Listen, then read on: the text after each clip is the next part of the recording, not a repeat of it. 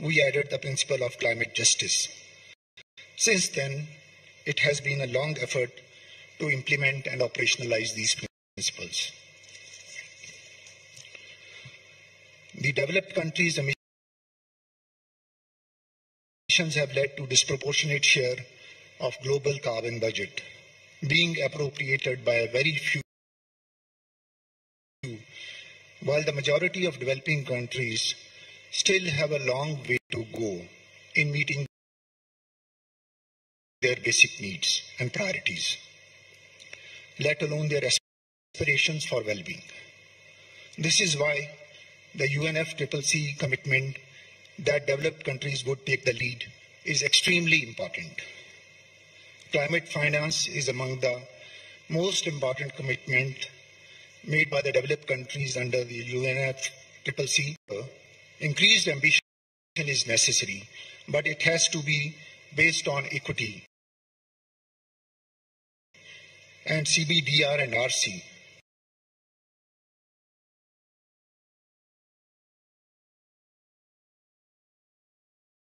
Without which it does not carry much meaning.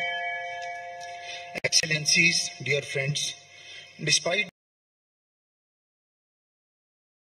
these formidable challenges, India, under the visionary leadership of our Honorable Prime Minister, has embarked on decisively on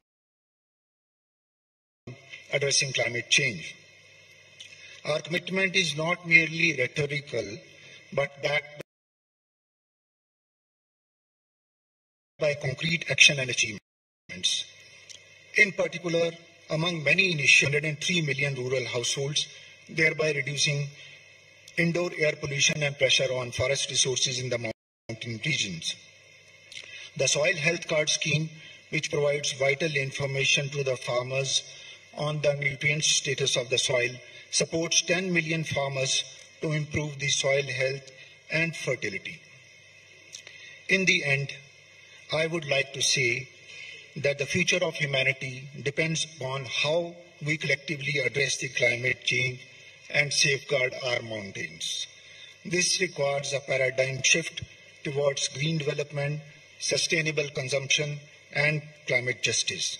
Let us work together with a sense of urgency and shared responsibility to ensure that these magnificent peaks continue to inspire awe and sustain life for generations to come.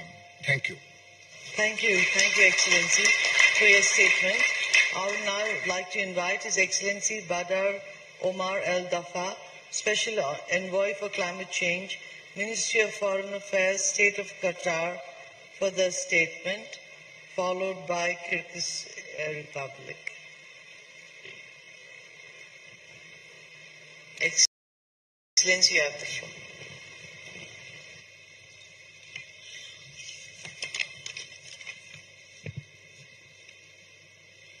Assalamu alaikum.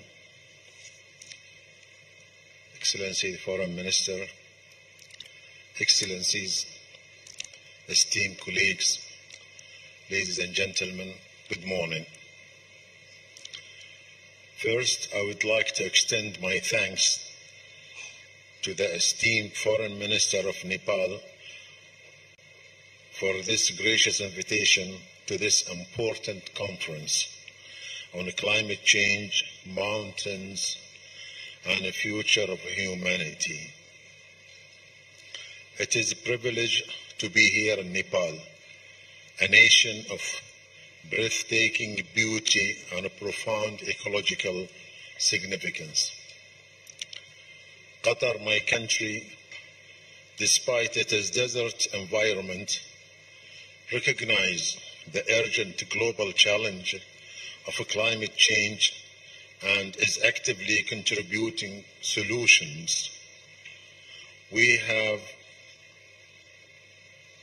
embarked on an ambitious path outlined in our National Climate Change Action Plan 2030, with a firm target of reducing greenhouse gas emission by 25%.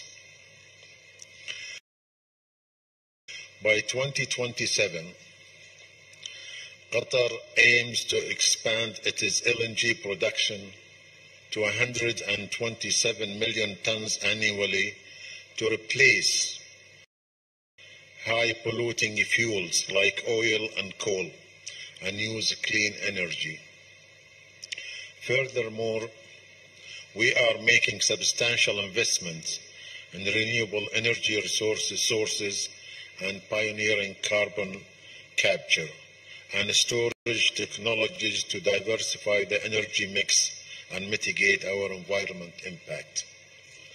Qatar has successfully designed two sustainable smart cities, Lusail City and Msheireb downtown,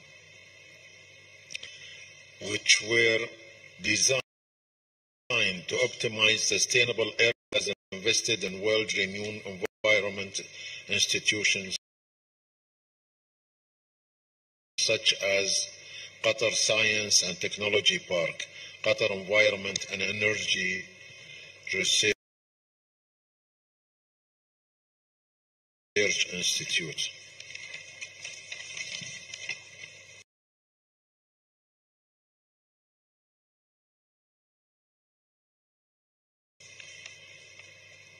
We also deeply praise Nepal's proactive and dedicated efforts in addressing the impact of climate change, particularly within your fragile mountain ecosystem. Your commitment to developing and implementing resolve to protect your communities and natural heritage. Given its long ties with Nepal, Qatar stands ready to collaborate and share knowledge as well as collective strive for the sustainable future for all. Thank you again for this opportunity, and I wish best in this conference. Thank you. Thank you so much, Excellency. Now I would like to invite Her Excellency Ms. Dinara Kemalova, Special Representative of the President of Kyrgyzstan, for implementation of 5 years of action for development of mountain regions of the Kyrgyz Republic for the statement, followed by Brazil. Your Excellency, Honorable Dr. Arzurana Deba, Minister of Foreign Affairs of Nepal, distinguished delegates, ladies and gentlemen, I would like to express my deep gratitude to the government of Nepal. I commend Nepal for its efforts in promoting the mountain and climate change agenda. This is the second time of my visit to Nepal. 1 year ago, Nepalese government organized expert dialogue on mountain, people and climate change in Kathmandu. And last year, during COP29, President of Kyrgyzstan, Sadr Japarov, participated in a high-level session addressing climate-induced loss and damage in mountainous regions hosted by Nepal President Ramchandra, with participation of President of Nepal and other distinguished delegates. These events contributed to advancing mountain agenda because mountain communities are among the most vulnerable to the impact of climate change, facing melting glaciers, water insecurity, land degradation, and economic marginalization of mountain communities. Addressing these challenges requires solidarity, innovation, urgent and transformative action. In this regard, the Kyrgyz Republic initiated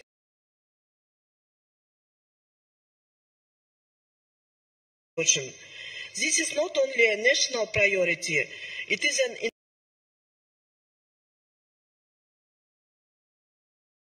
international call for stronger cooperation, knowledge exchange, and investing to the resilience of mountain communities and ecosystems. Just last month in April, the conference marked a major milestone on the road to the Bishkek Plus 25 summit scheduled for 2027 as the culminating event of the 5 years of action plan for the development of mountain regions.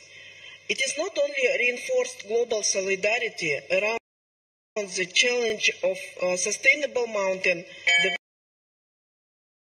development, but also laid the groundwork for concrete international action. During the conference, the President of the Kyrgyz Republic proposed a set of ambitious initiatives to elevate the mountain agenda in the global level. These include, first, establishing a fund for mountain countries' development. We advocate for targeted financing for needs of mountain regions to implement programs on climate children. Second, creating UN coordinated mechanism, UN Mountains. Third, launching an international platform on mountain youth, women and climate. In this regard, we continue to advocate for the creation of the broad coalition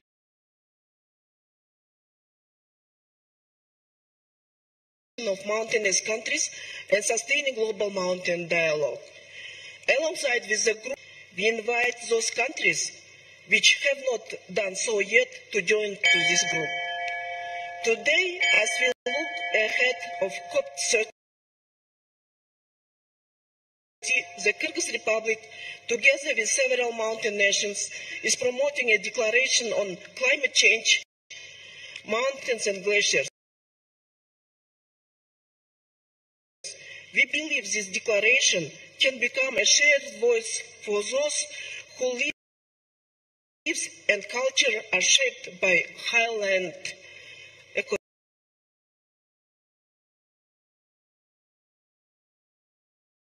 ecosystems. We sincerely hope Nepal and other countries will join to this declaration. Dear friends, in order to end headquarters in 2026, which will be followed